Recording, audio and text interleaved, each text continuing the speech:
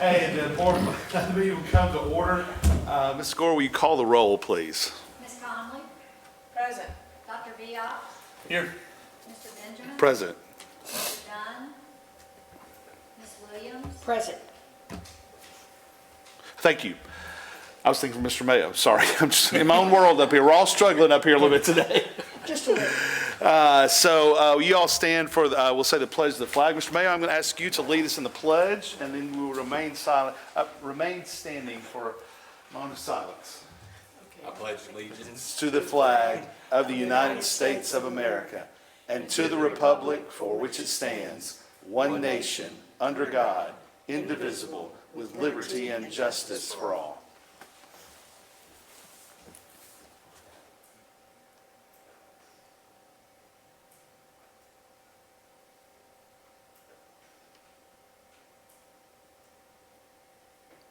Thank you.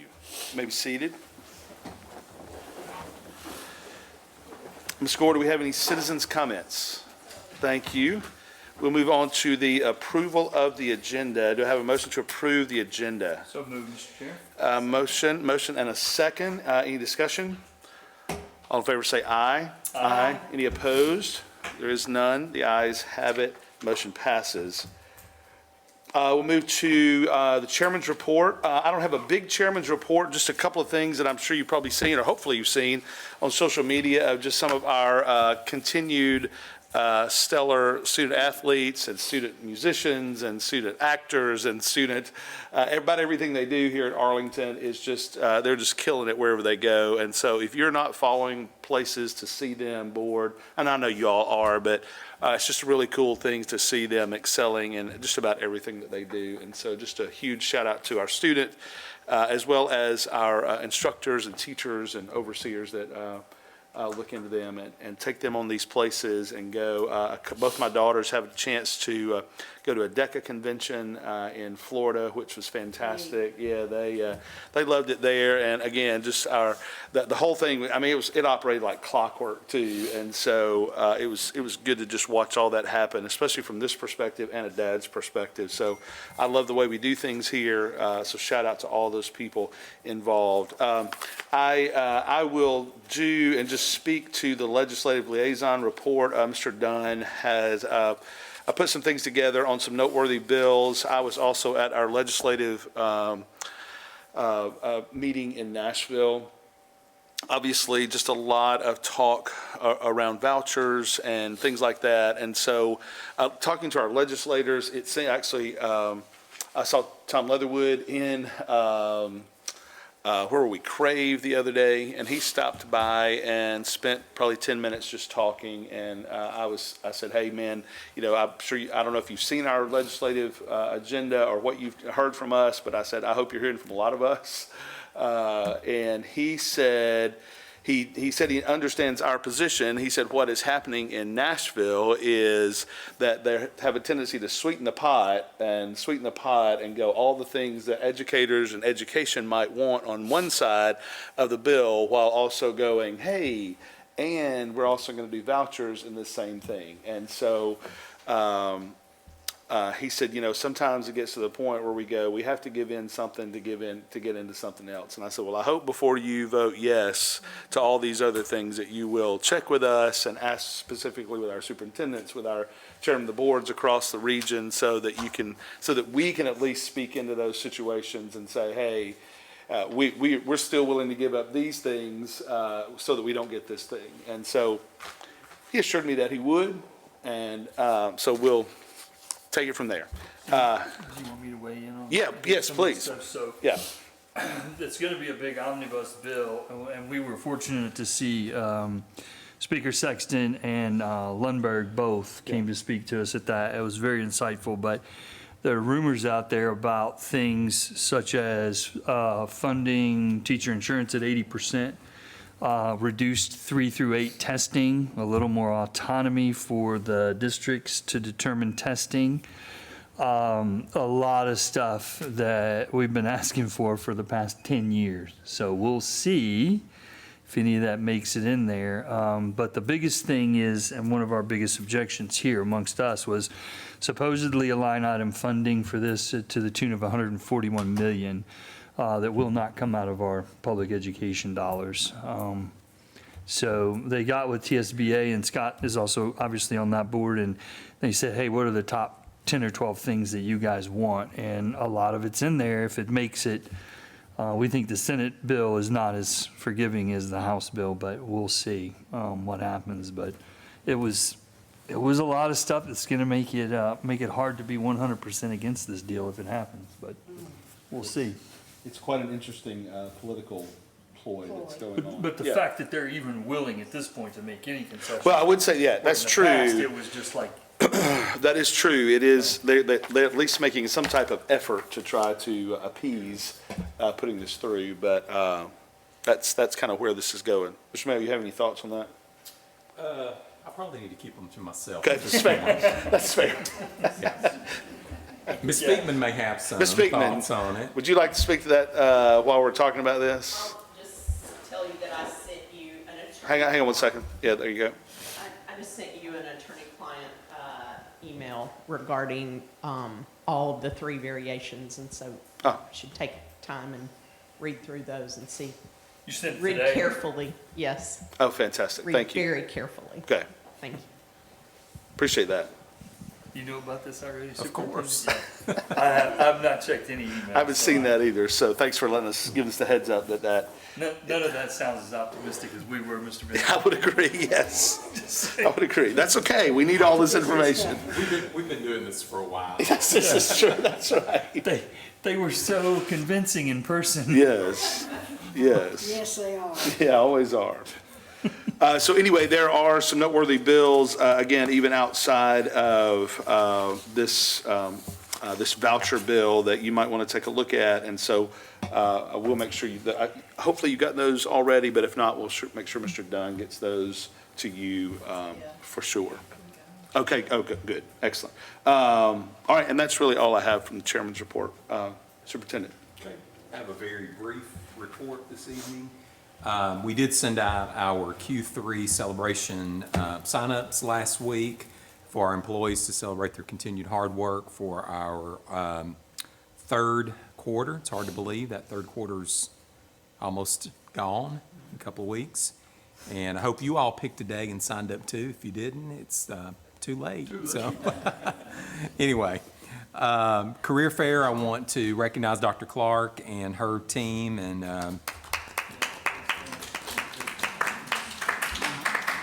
really other central office people that are not part of the HR team that pitched in and helped with our career fair last week. And we usually get some good hires from that. So hopefully, I'm sure our principals made some short lists so that when we give them the green light to go ahead and hire, they'll go to those lists first.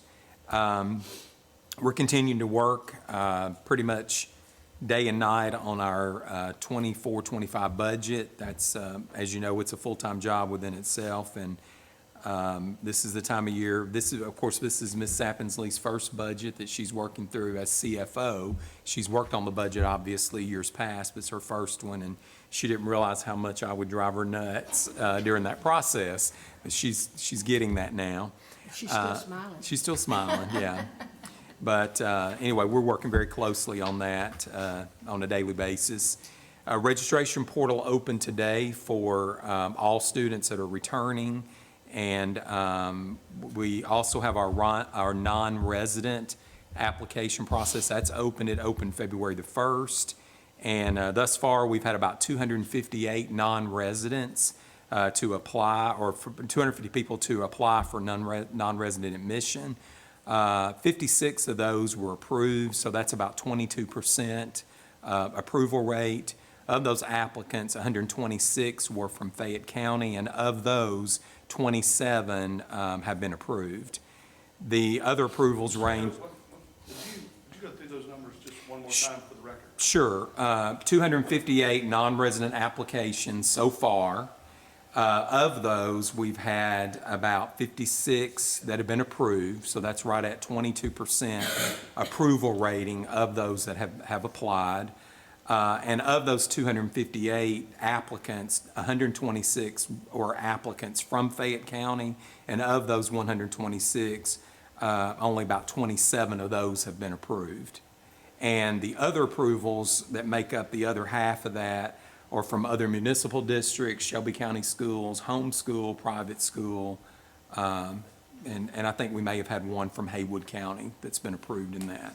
So, Mr. Mayor, does that clear all of those 200 and whatever? That So- clears the 258 so far. Okay, so those are the final approval numbers of those that have applied. So far. Okay. And then that window remains open, and so as people apply, then they are evaluated by that very stringent rubric that we have that measures attendance, academics, and behavior, and then a decision is made from that. And then Mr. Turner is a supervisor in student services. He provides me a weekly update of that if there's changes. And when's the cutoff for that? There's really not a hard cutoff. Okay. We take it up pretty much till school starts, and then it's based on space available at that point, because by then, we would have already had the budget approved for the staffing allocations that we were requesting. Okay, good, thank you. In regards to space available, we're still looking really good, right? We are, yes. So also just want to say thanks to everybody, all departments. This is an extremely busy time of year. It's going to get busier as we take our last breath for spring break before we make the final haul in the fourth quarter. But there's just a lot of things going on at this time. Departmental reports, I don't really think we have any tonight, other than we'll go straight to finance. Okay, And that concludes my report. thank you. Ms. Sattersley?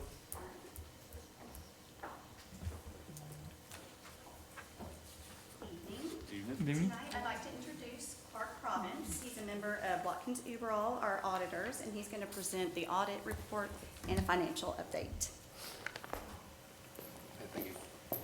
Welcome. Good afternoon. Oh, evening. Good evening, y'all. So unfortunately, I apologize. She told me that I never sent the final audited reports to y'all bound. So we're going to get those over to y'all tomorrow. I thought those went out 2 months ago. But we have been filed with the state, all of the filings, so we're by the deadline. As per the usual, the last several years, we had a clean audit report this year, issued an unmodified opinion on your financial statement audit, issued an unmodified report on your single audit as well, which tests your compliance with federal grants. And we also had a clean opinion on your internal controls under government auditing standards. So all in all, everything One was real question. clean. Would you say that one more time about the clean audit report, just for the record? Okay, so clean audit report on the financial statement audit, on the internal controls over financial reporting under government auditing standards, and under your compliance with federal grant awards for your major programs. Fantastic, thank you. So that's 3 checks. That's what you want to hear. All in all, financially, I ran some numbers for Amy earlier. I'm going to pull out some stuff. Because these aren't audit numbers, okay? These are based off of audit numbers, so this is more statistical analysis that I did on the side for her. So something I want to point out to y'all. So yes, over the past, I did a 5-year trend analysis, just went back to 2018. That's when I started working on the audit here myself. So 5-year trend analysis, your revenues are up over 5 years, about 18%. Your expenses are up over 5 years, about 14%. Why is that? A lot of that's going to be directly attributable to payroll because people don't want to make what they made 5 years ago today. That's just part of it. But one thing I want to point out that I did a comparison with 4 other districts in the area. Your cash reserves that you have now are 72% of your expenses for any given year. So that's an increase from 47% 5 years ago to 72% now. So what does that mean? That means you've been not severely, that's the wrong word to use. You've been managing your money very well to be able to build your reserves up that much. The other school districts, I did a 5-year comparison on those as well. The highest I was able to get was 47%. So that's how much higher you are than everybody else. It's pretty significant. I would say it averages around 30%. 30% cash to their expenses, and y'all are at 72%. So that's a pretty big deal. I've said it in the past to Amy and before that Miracle, I don't understand where all this money's coming from, right? And it's not that it's coming from anywhere certain. You're going to get what you're going to get. The state mandates the property taxes, the state mandates the sales taxes. You're going to get certain money from federal grants. And part of the reason your revenues have gone up and your expenses have gone up, especially over the last 3 years, is all this new COVID money that you got, which you won't always have, right? But one thing I'll point out, as the Lakeland School District continues to build their high school and you have students matriculate over there, it might be helpful to have that cash reserve that you have currently, because you're not going to have the same per student money you're getting from the BEP funds, right? But all in all, very well managed financially. And I told her I would point this out for everyone. And if you have any other numbers that you're interested in seeing, this is the fun stuff for me, is doing the financial analysis. And I don't get paid to do the financial analysis. I get paid to tell you that the numbers are right. So if you have any questions you want to ask me about anything, I can answer that now. I may have to write it down and get back to you, but I can try. Well, I'd be interested in the hard part, because one other thing that this board's been doing since day one is contributing to our OPEB liability. That's right. So your OPEB liability right now, you have a $4.5 million liability. You're contributing about $500,000 a year. That's fluctuating from year to year because of the market. So this year you had 11% gain. Last year you had a 29% loss. For June 2024, assuming the second half of this year works out like the first half did, that's going to continue to go up. And what you're doing, you're incrementally just funding it. So you're paying everything that is current cost out of the general fund. So everything that you're putting into the OPEB fund is pure asset. You're not withdrawing ever out of the OPEB fund. Well, and I think Purely we're put money even, into because it. the last numbers that I saw, I shared with Chairman Benjamin, we were a little over 4.5 million in our OPEB trust. So I think if the Right. market at least stays somewhat secure, we have eliminated that as part of our overall debt So profile. you can need to look at the actuary determined contribution. The actuary is going to tell you how much you need to contribute every year to eventually get into an asset position. You're doing what they're telling you to do plus some. So you're going in the right direction. You're probably, I'd have to look to be for sure, you're probably looking at a 15 to 20 year situation, unless you just start giving a whole bunch of money to it. But that's typical. The actuary's thinking long term. He's thinking, what do we need to do to keep this plan going in the right direction, right? So you're doing everything you need to be doing. Would you say no long-term debt is one of those big pluses for us? Well, it is. So none of the school districts really have quote unquote long-term debt because you're not allowed to. The cities have to have the debt for you. But other cities may be charging the schools for, let's say, building a very large building, a new school system. They may say, well, we want some of the money from your budget to help fund this, but the schools themselves can't take out debt. The cities have to do that for them. So no one really has long-term debt, but you don't technically have the capital outlays that other people are having too. Right. Your funding is going towards generally current expenditures. You're not doing a lot of long-term expenditure stuff because you have nice school systems already. You know, you have nicer buildings when you first became a system. And the truth is, I guess we pay as we go whenever we build That's something right. too. That's Well, right. that's an We important we point. don't have to finance That's right. You're paying as you go, something else if basically, we're going to build a new everything, fine and arts quite center. a bit of an excess Yeah. left Yeah. Built over the every wrestling center, redid parking lots, did Yeah. all the HVACs. I mean, we're 15 years ahead of our 5-year CIP. Exactly. So Right. it's- And you're it's 20, very from impressive. 2018 to 2023, I think you're basically cashing in, adding about 5 million plus, 5 to 6 million to your cash reserves every year. And that's because you're not spending everything that you're bringing in. Which from- truly is remarkable in light of all the capital expenditures that Well, we've had and since then- 2018. And then last year, we gave the largest raise we've ever given. Yeah. So we're still taking care of our employees. So I'd say well done to everybody involved. That's amazing. How do you think, how can this report help with does it, like, I guess, demonstrate financial transparency to our stakeholders, to the people that, they send their kids here, to people that might be interested in ACS and how we Right. operate? Is that a Well, good so barometer for the easiest that? way for a layman to understand your financials is we are required to put in what's called a management discussion analysis. It's going to be like about the first 10 pages of your audit report, and that's going to tell, in kind of basic terminology, how you're doing as a school system. And there are certain figures that are written in there, like current expenditures to fund balance as a percentage of how well you're doing.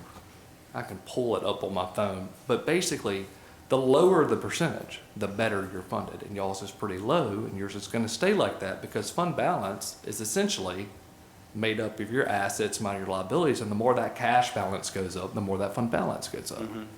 But your expenses, even though they are increasing, it's not incremental to each other, right? You're still consistently putting away extra.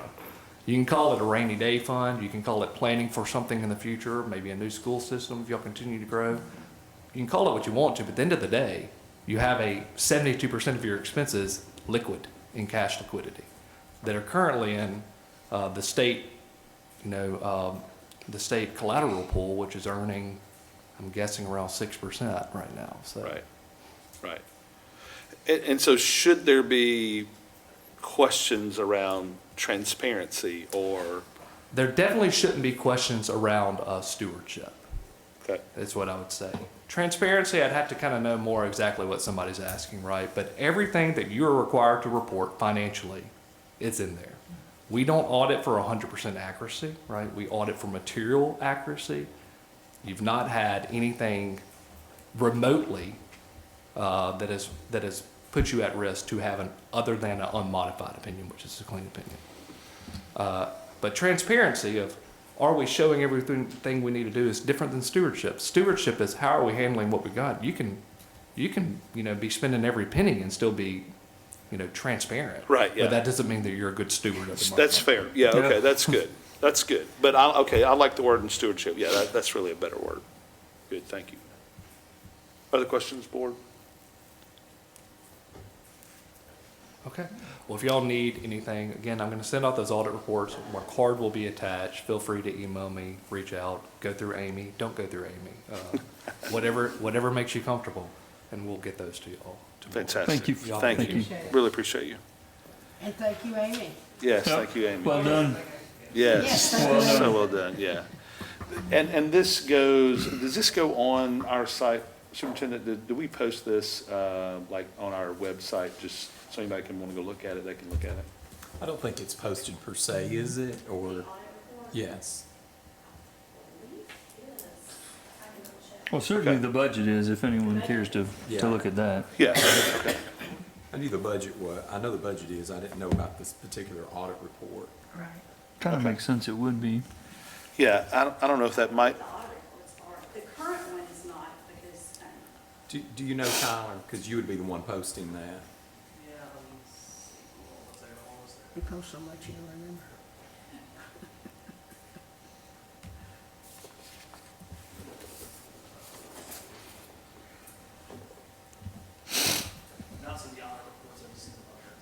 okay. Is that something we want to put out there? I mean, it's clean, it's straightforward. Uh-oh.